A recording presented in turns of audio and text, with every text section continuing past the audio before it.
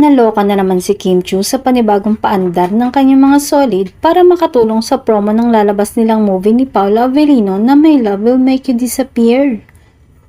Isang fan ang nagbalandra sa kanyang ex-post ng shot ng poster ng nasabing movie, kung saan itinapalang malaking tarpaulin sa kanilang gate, kung saan ibinida ito at nilagyan ng caption na "Witness the unstoppable tandem of Kim Chiu and Paula Avellino as they bring kilig to the world.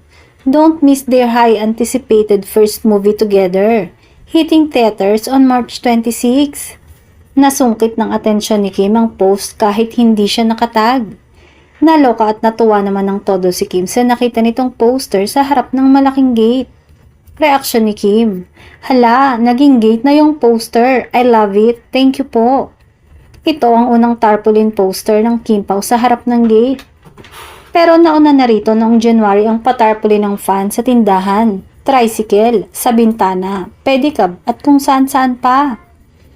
Nagpa-poster na rin ang mga ito last month sa ilang mga public bus.